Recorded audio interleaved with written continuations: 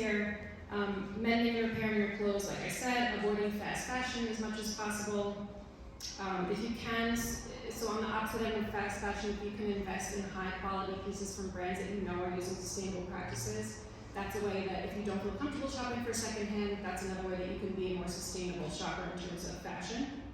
Buying vintage or renting clothes, I'm definitely a big fan of Rent the Runway when it comes to special events and not even having to go and buy a thrifted dress, but just renting it and then returning it.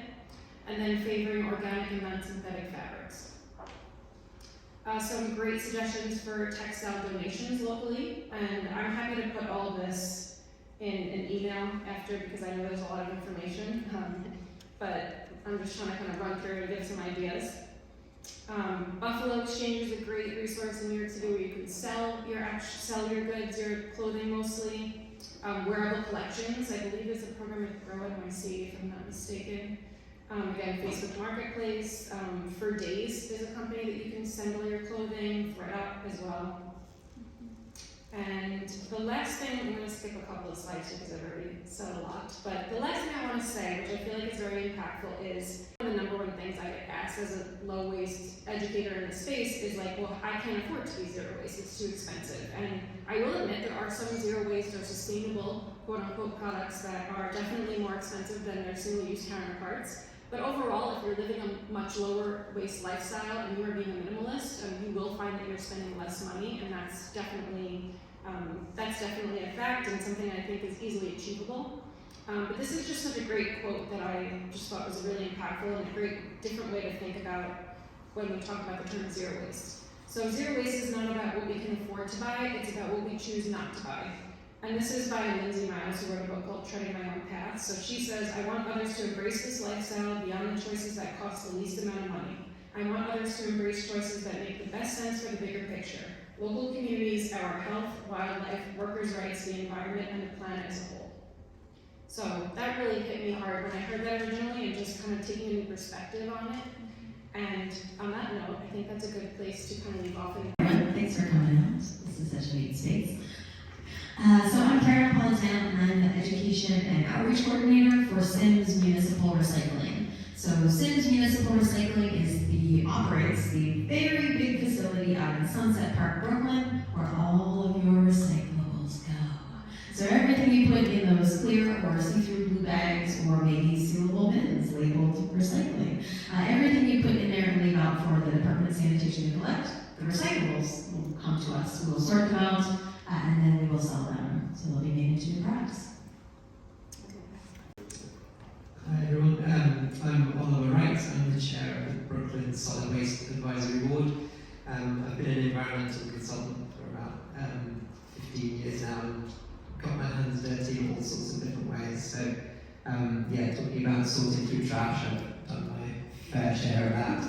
I've talked to people on the doorstep about recycling, and I've worked with businesses and local government and non-profits to help them improve their sustainability and reduce their waste, just in all sorts of different ways. But I'm relatively new to New York in the sense that I've been here for 3 years, so getting to know New York's waste sector has been quite an eye-opener and a learning curve.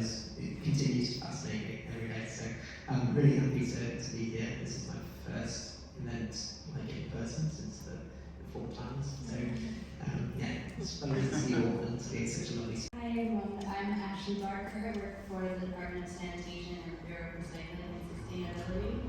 It's also my first in-person event, so sorry for a little weird. But I used to work for the Apartment Programs Unit there, which just oversees general recycling. We categorize any apartment building as 10 or more units, so I'll talk later about the programs available to those.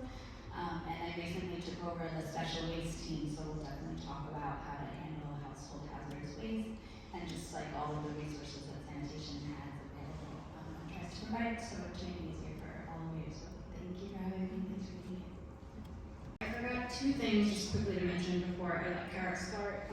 This is a reusable cup that you're all drinking out of. It's from Cup Zero, which is a great organization based here in New York, and they do reusable cups at different events, and they are at every one of our workshops. So when the workshop concludes, if you don't mind just dropping your cup off somewhere on that table over there and not taking it home with you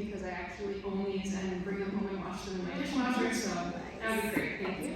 And then one other thing is the snacks that you're eating is from Farm to People, so they're one of our partners. We've been working with them since the very first workshop in the fall of 2019. They're a local farmers market delivery service. We've hosted a couple events there too, and we will be doing an Earth Day event there in April with Nicole over there, sorry to call you out. And yeah, so they're actually, I'm a customer of theirs and have been for over 2 years as well. And I do have a code if anybody's interested in trying it. It's 0 Waste 15, so if you want to try a box on your own, you can give that a shot. Great. I talked about a lot of R's from the waste hierarchy, so I would love for you to just kind of dive into the recycling R, and then give people, if you could, kind of like a bird's eye view into what recycling is like in New York. Because I know, as most of us know, it's different in every city, every municipality, so just New York specifically, what is it like? Yeah. So first I will just say it again, that recycling is the third R. It is at the bottom of that triangle, so we really need to be thinking about reduction first, and then reuse, which helps us reduce. When we reuse things, we reduce our waste. We really need to think about those first. But I am a recycling educator, so now I'm going to talk to you about the third R, recycling. So in New York City, we are the biggest city in the country. And so we actually have the largest sorting facility for our recyclables in the country, if not in the world. So Sims Municipal Recycling really operates the big one when it comes to sorting facilities for recyclables. But that means that being such a big facility, we have a fair amount of capabilities. We have a fair amount of sorting capabilities that doesn't mean you should send us your trash. Don't send us your trash.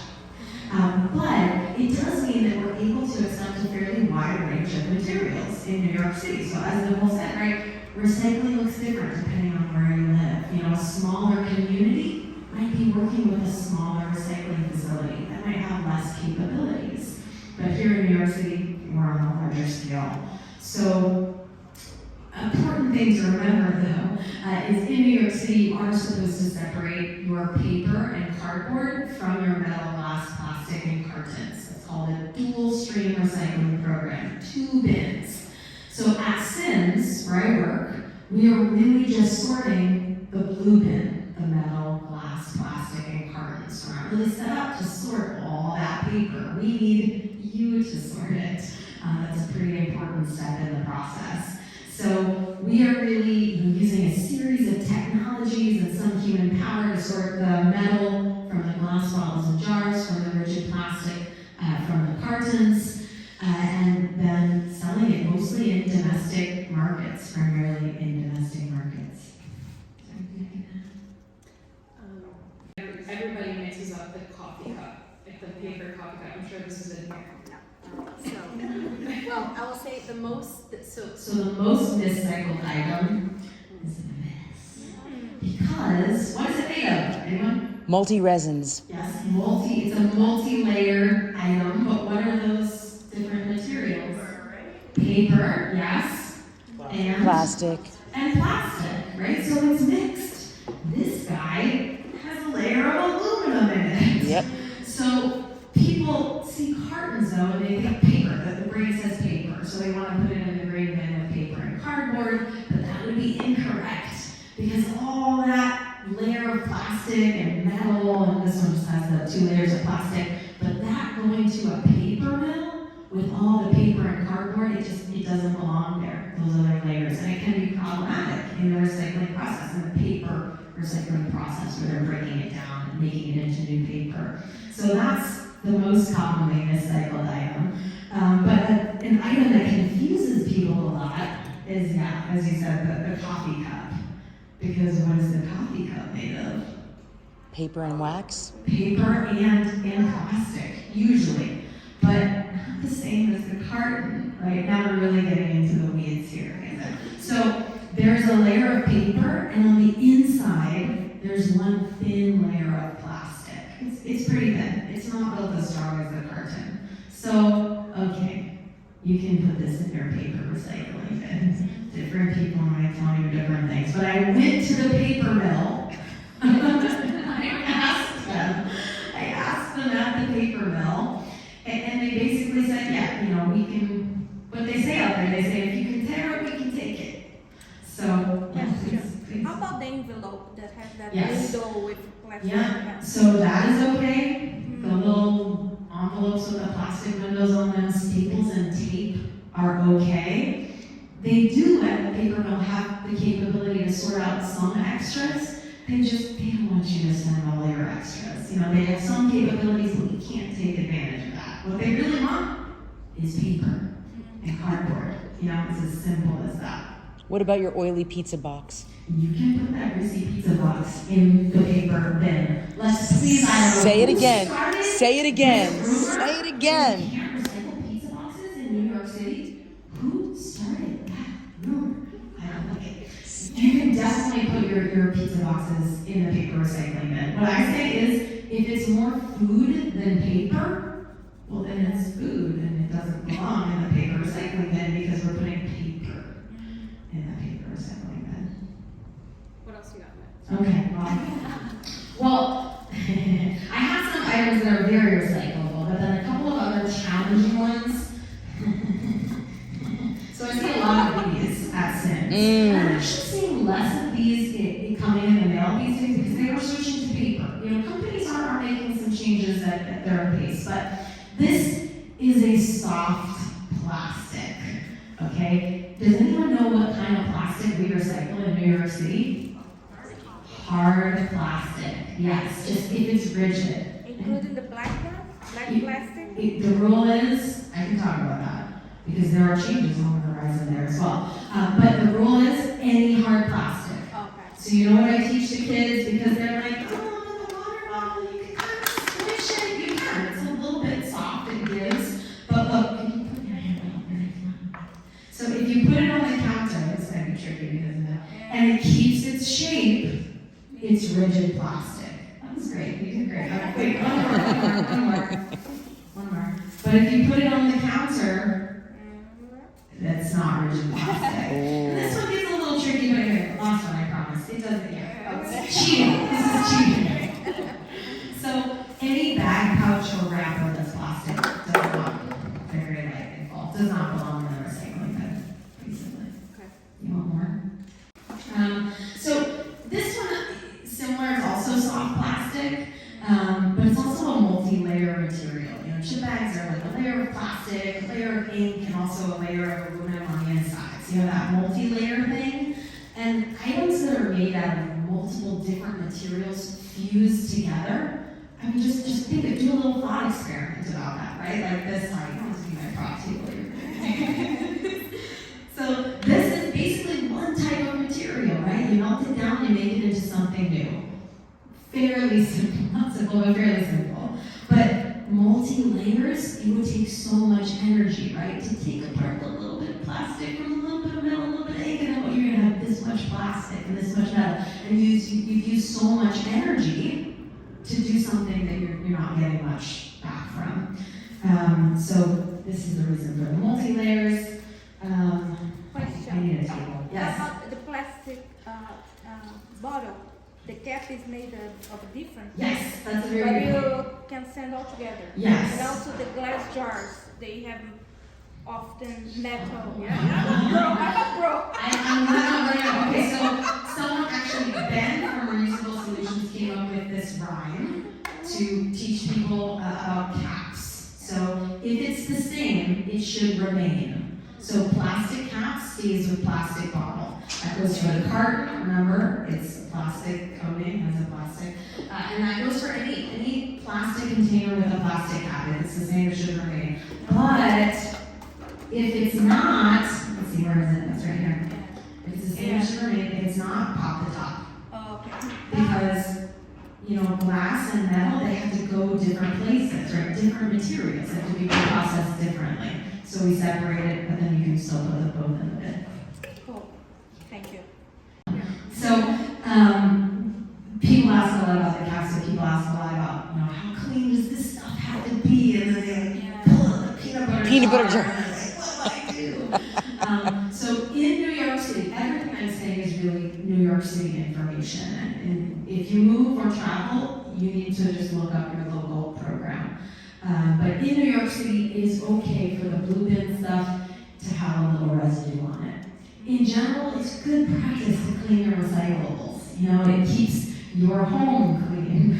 It keeps you from attracting pests into your bins or, you know, out on the curb when you leave the stuff out. But if there's that residue, it's okay. We can still sort it wherever, we can still sell it. You're gonna be fine. They tend to put items in a recycling bin that they don't necessarily know are recyclable. So can you talk a little bit about the dangers of that practice? Wish cycling. Batteries. Yes, yeah, that's a big one. So this practice of wish cycling, right? You're like, oh, I really think it might Guilty. be recyclable and I want it to be, so I'll just put it in and we'll just see what happens. So generally that's a bad idea. And what we used to say is when in doubt, throw it out, but we're breaking up with that now. And we're saying when in doubt, find out. NYC.gov/sanitation is my favorite website. And right there's a search bar. Right on that homepage, you can put in, how do I get rid of light bulbs, pizza boxes, whatever it is. Look it up and it will tell you. So the worst thing you can do with a battery is put it in your recycling bin. And this is really the thing we have to say first. Like you say, you know, what should we not put in the bin is batteries, because lithium-ion batteries and rechargeable batteries, we're seeing so many more of these pop up, right? You're seeing all the electric vehicles out there and the little scooters. So there are many more batteries, not just in the scooters, but these batteries could be in greeting cards. You know, they could be sitting in toys. They could be in a variety of things, and they're ending up in our waste stream and causing fires in collection trucks, on barges. In December, there was a fire on a paper barge. Please just imagine how terrifying. At our facility at Sims, we have a giant pile of hundreds of tons of recyclables. If there's a fire, it could be catastrophic. So we have to get some solutions and more education and spread the word. No batteries, no tanglers, don't send us extension cords or pants or anything that can tangle up in our system, because that also causes problems. So let's move on to you. Let's talk. Thank you, Kara. That was amazing. And we're gonna come back to you too for a couple more things. But let's talk about some of the offerings that DSY has with special waste, specifically apartment building recycling. But if you want to start with e-waste, that would be great. Yeah, so NYC.gov/batteries. First of all, you can find out tons of information about what's to do with batteries there. So e-waste is definitely a problem along with batteries, anything that has rechargeables, different chemicals inside, mercury, cadmium. You don't want that going to landfills where it leaches out and pollutes everything. So for apartment buildings, there's actually a pickup program called eCycle NYC. Any building with 10 or more units qualifies. You just go online, sign up. There's a few steps to get enrolled, and then the sanitation will enroll you, and you can schedule a pickup with a private vendor to get your e-waste picked up. So anybody living in an apartment building, I highly recommend visiting NYC.gov/eCycle. Just let your super or building manager know that you're interested in applying. It does require their cooperation because there's an agreement that we're allowed to enter the building and remove everything. But the team that handles that program is really helpful. They walk you through it. They can pre-fill the paperwork. So that program is totally free and just, you know, help management follow the steps to complete it. So that's the easiest. If you're in a smaller building or e-cycle doesn't work for you, sanitation does have 5 household special waste drop-off sites. There's one in each borough where you can bring your electronics and your other chemicals, paint, tires, things like that. That shouldn't go in your recycling or your trash.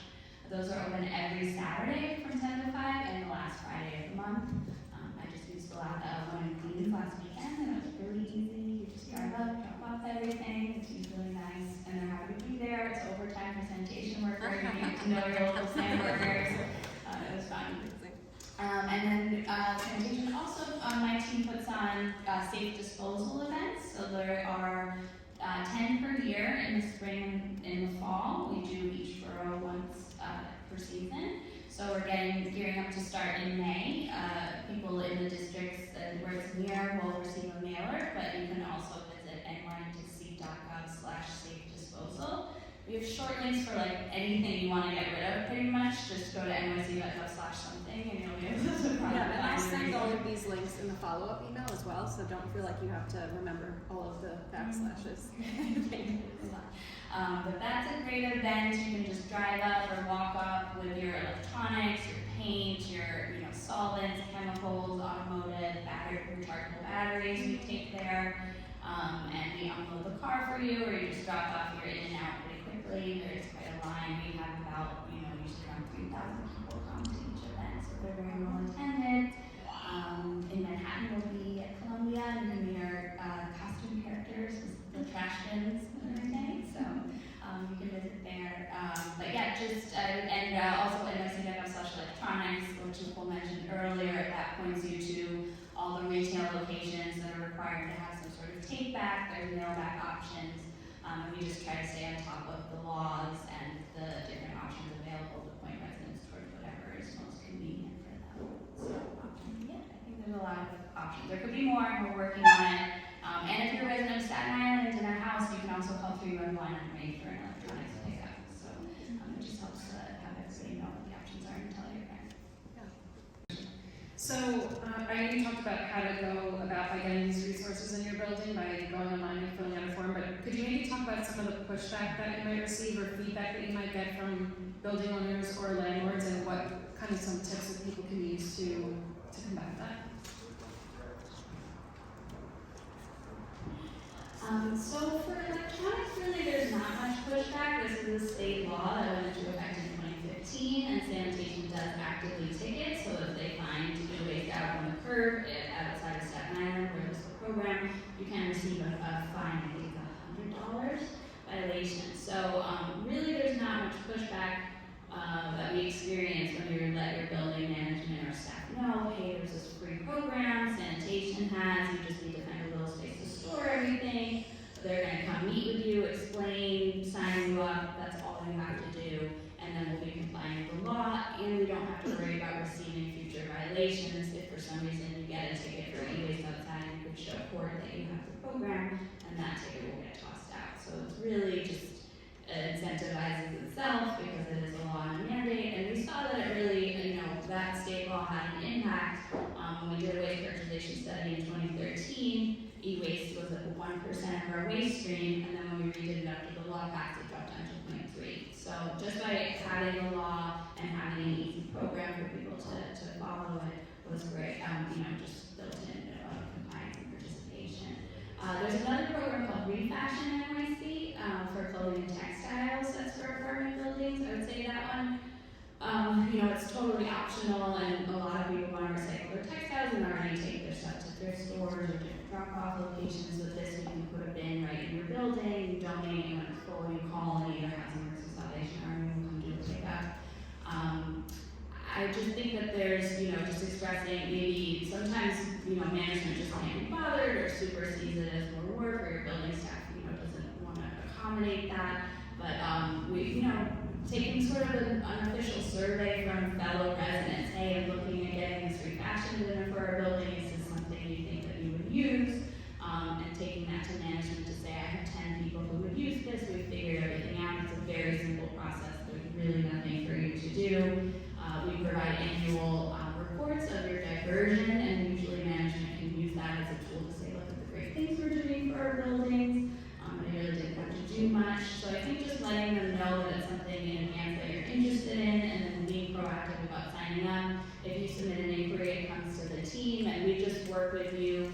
If you provide management information, we'll call management, we'll visit them, we do our best to, meet them where they're at, and not make it seem like it's more work for them, but just get them excited about it. So as long as they know that it's something that you're interested in, and then we'll follow up and take it from there.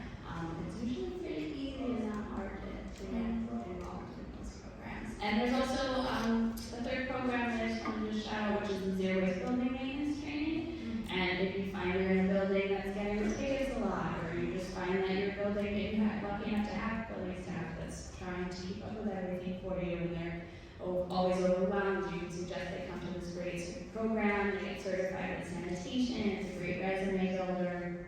And I think, as you all know, just, knowledge is power. It changes the way you look at things, and it also ends up making things easier if you just take a minute to understand the right way to do it, and you feel a little less overwhelmed, a little Do you have form letters? You know, you said we could reach out to our landlords and ask them. Do you happen to have like a form letter, an ask letter? Sanitation website, yeah. Woot. There's different form letters that we have, so, or you can for sure get in touch with me through the poll and I can help you work with whatever it is that's specific that we're trying to do, but there's all kinds of form letters on our website, some for just, you know, general recycling, but also getting involved in some of the programs that we have, so yeah, for sure. Okay, can I make it clear? Okay. Two things that are big problem. Number one, the cigarette butts, number 1 liter item, right? In the world, trillions every year. And I am super steward, I care for the street trees, so you see a lot of that. And does sanitation has any plan or anything about it? Because as far as I know, only TerraCycle is recycling cigarette butts, the only company that I'm aware of. And number 2, dog waste. Will we have more, you know, of the special containers, or, you know, or even campaigns for both smokers and dog owners? Anything in the horizon for that, or? So it's a really good question. The dog waste stuff we see on the street all of the time. I feel like that would be a question for Kara, because we're picking up and Okay. we, as far as sanitation, the sidewalk isn't in our purview, unfortunately. I mean, I encourage buildings to, it's really about signage, it's about meeting with their tenants. I mean, in our building training program, and you have to invest that time in the beginning, and it pays off later, but it really is kind of like a hold them by the hand and lead them to the, you know, to the right actions and things like that. As far as And now I want to take it to the next level and go to Oliver, where we're going to talk about his role with Brooklyn Solid, or the Solid Waste Advisory Board, which is now where we get to talk a little bit more about going even beyond your community and how you can get involved with a little bit of legislation and just kind of beyond individual lifestyle changes. So, that being said, where's my, okay. So yeah, could you just give us a general overview, Oliver, what you do at Brooklyn Swab, what a swab is, how it operates, just like a general overview of everything? Thank you. Yeah, so the SWABs, which is a great name by the way, it stands for Solid Waste Advisory Board, and I chair the Brooklyn one, but there are also active SWABs in Manhattan, Queens, and the Bronx. There used to be one on Staten Island as well, but that disappeared a few years ago. So what we are is we are volunteer citizens boards that exist primarily to advise the borough president and elected officials on solid waste issues. So that's kind of the primary function of our role. But on top of that, we serve as a kind of a fulcrum for education and networking around waste issues in our boroughs. We're supposed to represent our boroughs, so we do what we can to network with as many community organisations as possible. And we put on events as well. That's another thing we do. In fact, I should do a plug because Brooklyn Swab is hosting an event tomorrow night over Zoom. It's called Waste, Environment and Race, a Community Conversation. And it's about the intersection between waste and social justice and equity issues. So we have a panel of 3 great speakers who are going to speak to their work and their experience in that space. And then it's going to be also a kind of a workshop where we're going to break into groups to discuss issues and possible solutions around environmental and social justice and equity. So that's a free event that's happening over Zoom because we're still remote at the moment, which I encourage you all to go on our website or check out our Instagram and sign up to it because we'd love to see you there.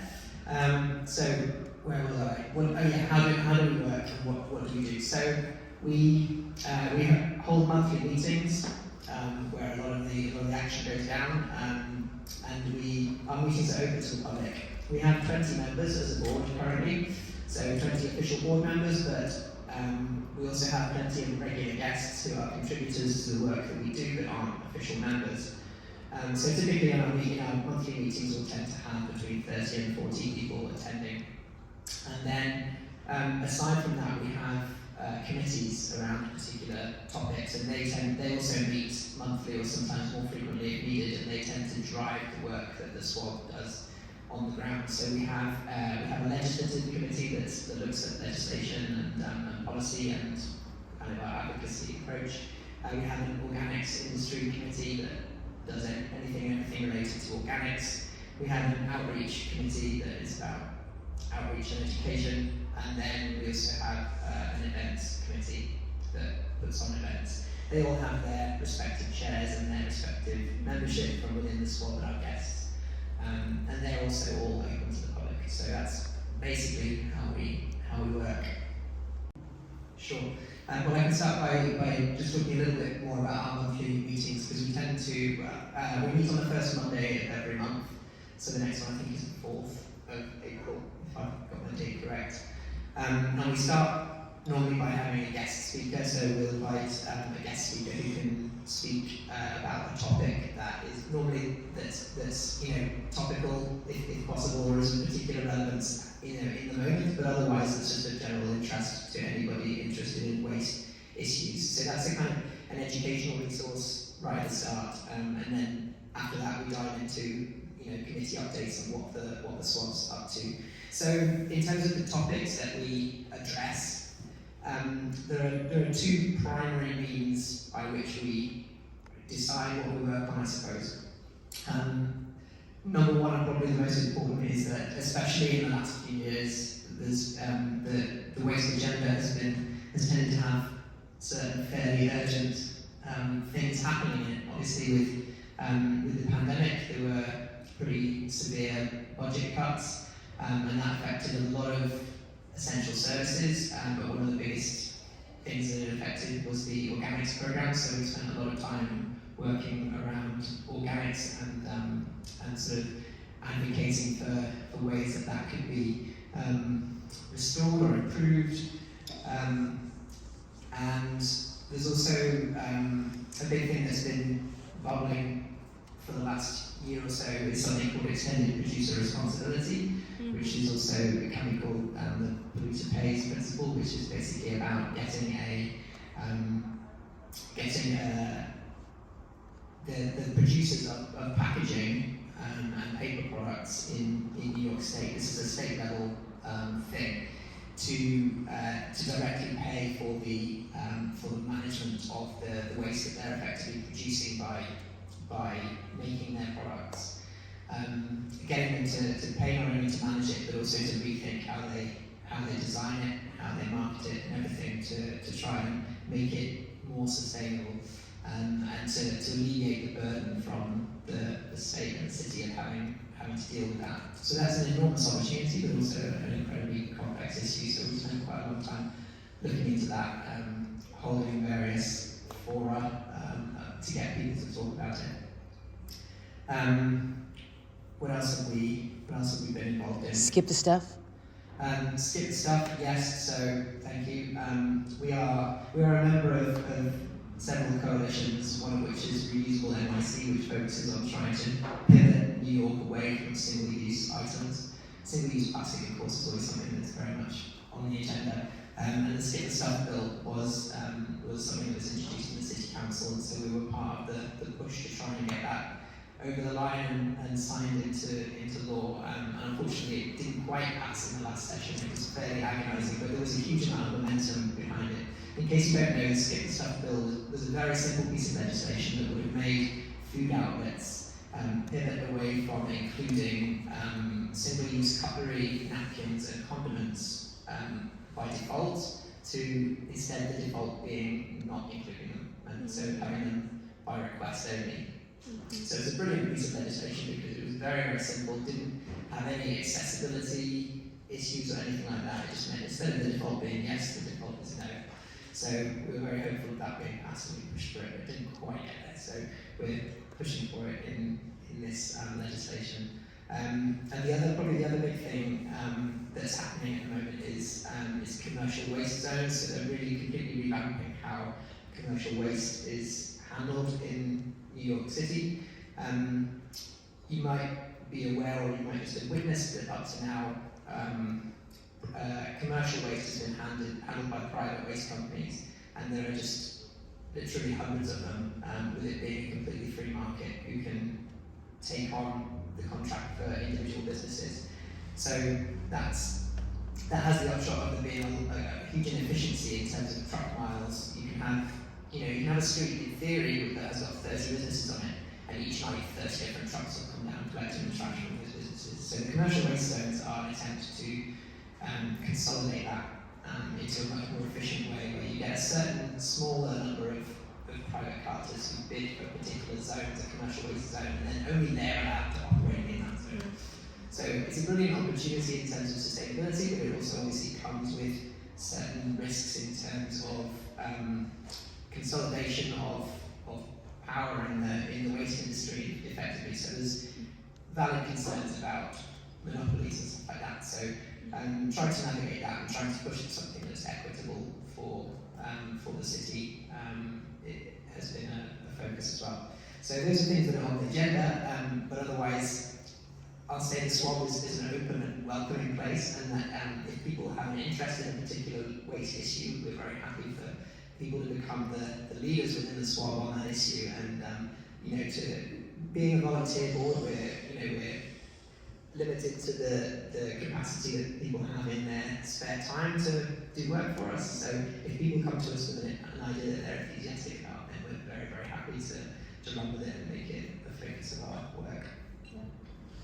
Is there any traction to Anna the Trash Walkers project with trying to prevent waste? Because everybody over bakes and over buys, and then it all goes out, and she definitely got super Insta famous and TikTok famous from digging in the trash. Is that getting any traction? Is that anywhere?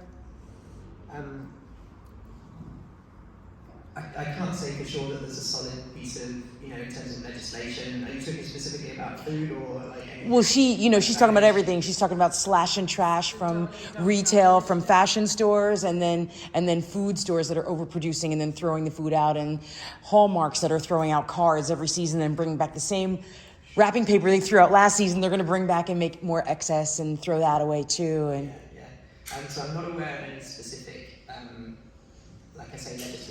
I don't think it's legislation yet, but is it like are the streets talking? Yes, definitely. I think Anna Sachs has been a big part of that with the incredible way that she's highlighted the issue. So it's definitely a thing, and particularly as well with regards to food. There's a whole conversation around date labelling, and that's somewhat on the agenda as well. With regards to not only businesses but also home residents throwing out perfectly good food because it's best before a certain date. So that ties into that as well.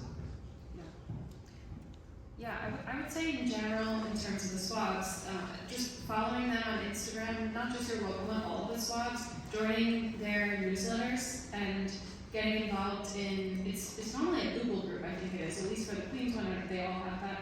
But there is just so much information that I come across just by being a member, and even if I can't attend a monthly meeting, just the threads that come through, following them on Instagram, like pieces of legislation that I didn't necessarily know about. I mean, I think most people can relate. Like I have 10 tabs at one time open on my computer screen of articles I want to read and things I want to make sure I get to, and I just can't. So it's just such a great way to be informed, and they'll actually tell you what they need you to do, like sign this petition, fill out this form. I did one this morning for E. Fox, and I don't necessarily remember what it was for, but I was like, I need to sign this for my organization, and it took me 3 seconds. It was so quick, and I did something. So it's just a great way to get involved beyond yourself, beyond your community.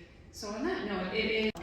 This is a strange state right now, but absolutely, sanitation works with the Department of Health and Mental Hygiene, and I think that initially when the first pilot started, justification was that it does, impact rodent activity and things like that. So I think sometimes messaging is hard, or getting the word out, and I think that Julie and the team and the foundation team are great at appealing to the senses in a way that it hits that messaging home and things. But we definitely have been studying the relation of participating in the curbside composting program and its effect on pest activity and things. And that was one of the incentives that we would use to get building apartments, especially large apartment buildings, to sign up.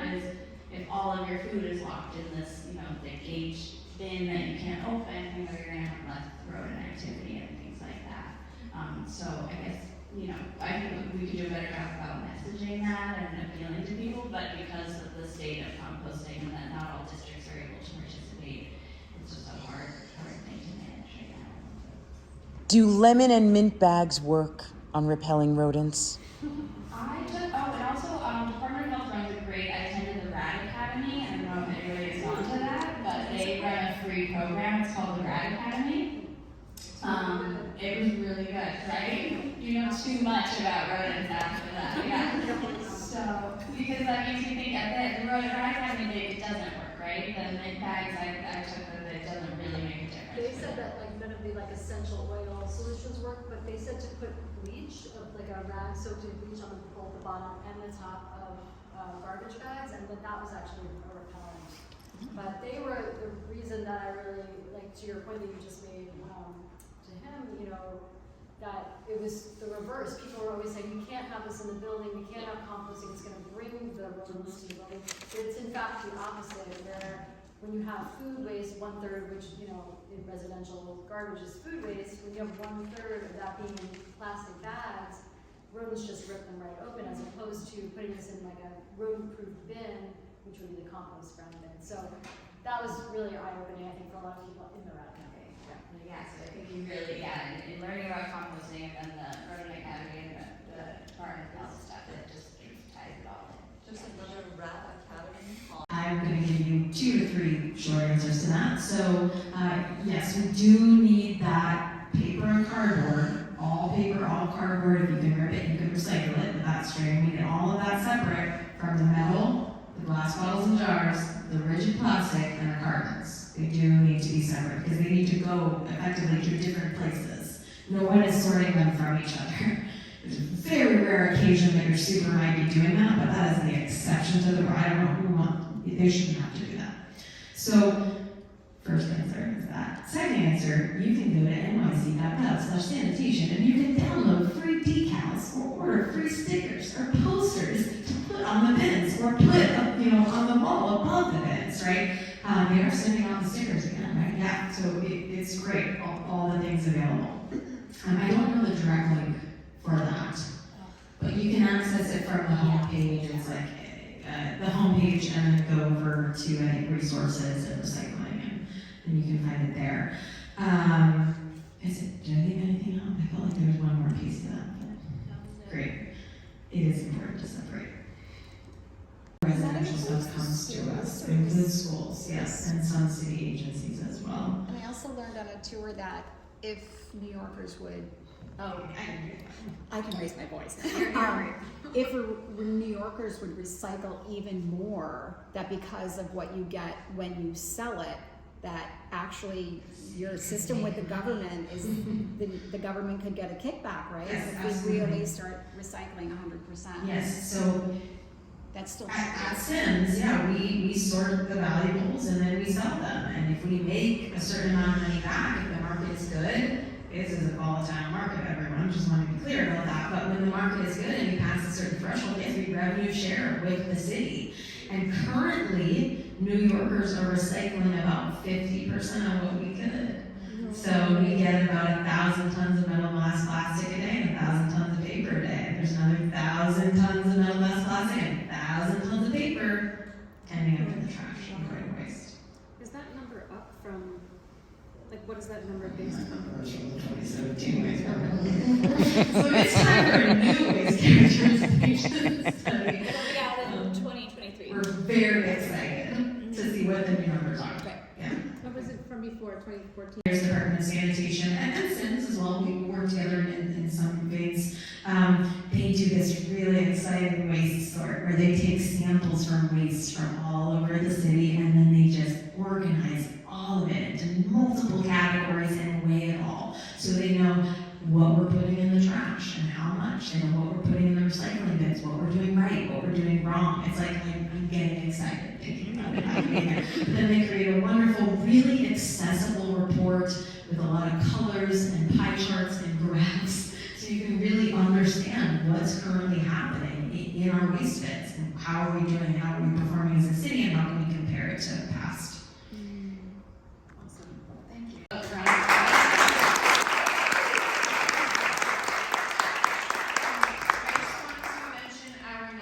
So we do these events every month or so. I think this year in 2022 we're doing 8 workshops and we're doing 2 pop-ups, one in June, one in December. So our next workshop is in April. We actually just announced last night that we have a brand new sponsor. By the way, if you know of any local companies or brands that are very sustainable and you think they might want to sponsor us, that's how we kind of fund our program. But Arc'teryx is a generous sponsor, and we are going to be operating our workshops for April and May out of their repair center down in Soho on Broadway. So April's topic is trends to watch in sustainable fashion, and that is in honor of Green Fashion Week, which is coming up at March 28th. April 2nd through 8th. Through the 8th, yes. So we will be hosting an event on Wednesday, April 6th in Arc'teryx Repair Center. It's going to be amazing. Trends to watch in sustainable fashion. And then our May workshop is Circular City Week in New York City, which is another great week-long event all around the circular economy, so that's super interesting. And that's around the power of reuse in the circular economy, very appropriately titled. And that is also going to be in Arc'teryx's Repair Center, and that's Tuesday, May 3rd. So you can find us on zerowastenyc.info for our upcoming workshops. Definitely follow us at Zero Waste NYC Workshop on Instagram. I love being a resource. I'm the woman behind the Zero Waste NYC Instagram. If you have any questions, you want to get in touch with our panelists, you want to ask about recycling, you want to know where your local drop-off is, I will help you. I will point you in the right direction, so definitely utilize me. And we couldn't do any of this without all of you, so thank you all for coming out tonight and checking up to the Upper East Side and being here in this beautiful space. So thank you, Suzanne, for your pop-up. Thank you, Amber, for this great, beautiful space and for hosting us here. And thank you all for coming. So feel free to hang out and have some wine and snacks. And thank you. Have a good night.